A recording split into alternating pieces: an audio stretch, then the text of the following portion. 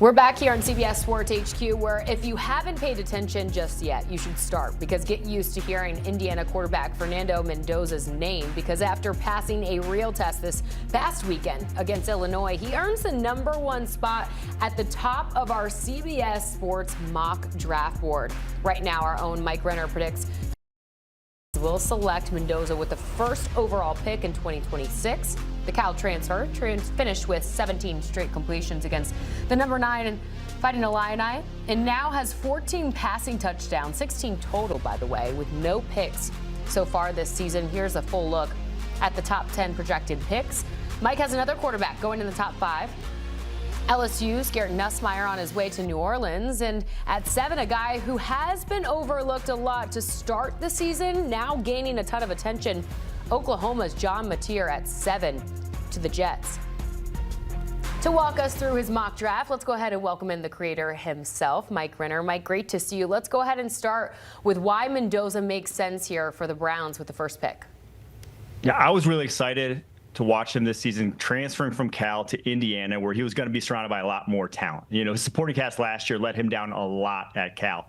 That hasn't been the case, and you saw against Illinois that this guy has some special ability in how he can work with timing, how he can work down the football field. To me, him and Nussmeier, the LSU quarterback, they're the two most NFL ready in this draft class, and that's what I think, given how you've seen a lot of the projects in recent years turn out, that NFL evaluators are going to trend more towards, especially if you're the Cleveland Browns, who could win right now. As we just saw, their defense is good enough to do so. So adding Mendoza, a guy who over the last 3 games has 14 touchdown passes and only 10 incompletions. The past 2 weeks, he only has 3 incompletions. He is dialed in, he's accurate, and he has the big arm to go #1 overall. And he's been fun to watch so far this season. Let's go ahead and get to the other side of the ball. At 2, you actually have the Titans picking up Miami edge Rueben Baine Jr. How could you see him meshing with this Tennessee interior?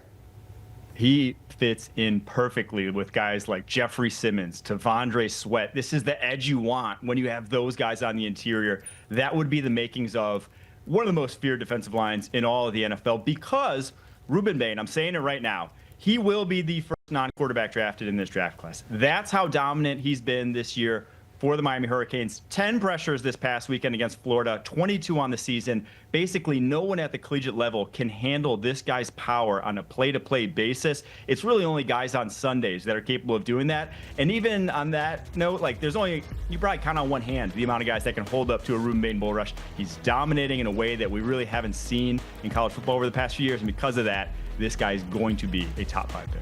Let's get back to the quarterbacks here for a moment. LSU's Nussmeier staying in the state of Louisiana. You have him going in the top 5 to New Orleans. What do you say to people who aren't so sold on him just yet? Yeah, I mean, he does not pop off the tape physically. He is not going to be for everyone. But if you're the New Orleans Saints and all you're looking for is competency, I can assure you this guy's competent. You can watch his tape and know that he is going to be able to handle an NFL offense. He plays with that sort of art of quarterbacking, I like to call it, where he just knows how to throw guys open, knows how to layer footballs, knows how to attack zones. A lot of the things you need to do at the NFL level, he does already. The stats aren't gaudy just yet, but they've also had a pretty tough stretch of defenses that they faced and have replaced basically their entire offensive line in front of them. So I think as the season wears on, we're going to see Nussmeier's best. And if he continues to improve, I think top 5 is where he ends up. And obviously, when your dad's the OC of a team right next door, it makes that decision a little bit easier. Definitely, that helps. Let's look further down your draft board here. It looks like you have the Rams getting Stafford's replacement. Tell us what we should know about quarterback Josh Hoover out of TCU. Yeah, the Rams are going to be in an interesting spot, because with 2 first-round picks, and obviously with Matt Stafford and the back injury that was all the talk throughout LA preseason, I think they're going to look into this class to find his replacement, because there are a ton of talented quarterbacks, even if there may not be that #1 overall pick guy. And I'd throw TCU's Josh Hoover into that mix. He does. And so Matt Stafford is known for his signature throw is the backside dig. You're working one side of the field, you come back to the other, you throw the dig. That is what I see Josh Hoover do multiple times a week on tape in a way that no other quarterback in this class does. Now, last year he looked skinny, looked a little frail, needed to see him get bigger. He showed up this year a lot bigger, a lot stronger, and I think the arm is a little bit more live. You see some more exceptional throws down the tape, on the tape for him. And so continues at this pace, and now he really hasn't played anybody just yet, SMU, North Carolina, these aren't world beaters of defenses. But if he does, when he faces the better defenses on his schedule, play like he has the first 3 weeks, this guy's going to be a first rounder. All right, lastly, with the Parsons trade, another team who has 2 first-round picks is Dallas, of course, in the upcoming draft. You have them helping out their defense with both of them, actually. Obviously, a need at edge, right? But why are you so high on this lineman, Caden McDonald?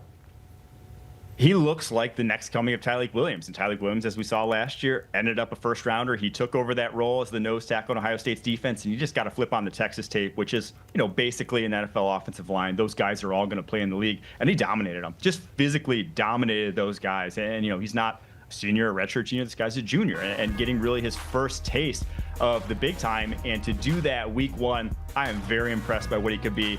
A different sort of cat than Mazi Smith. They thought Mazi Smith was going to be this dual threat. No, Caden McDonald's just a run stuffer, but he's pretty darn good at it. I would say borderline elite based off of what I've seen on tape. That's going to go a long way to this Dallas Cowboys defense, to letting everyone else pin their ears back. And I had them going Keldrick Falk there at 13 because double dipping on this defensive line because it's that bad. Now, obviously they need corner. If you've watched any of their games, that's a big need too, but it's not a great cornerback class at this point. So I would look D-line early rounds and corner a little bit later on if I'm the Dallas Cowboys. All right, sounds good to me. The first of many mock drafts to come from you, Mike Renner. Great to see you here live on CBS Sports HQ. 218 days until the 2026 NFL Draft from Pittsburgh. You can get some more from Mike Renner and Kyle Long right now on the Pushing the Pile podcast. All you got to do is scan that QR code on your screen and watch and listen wherever you get your podcasts.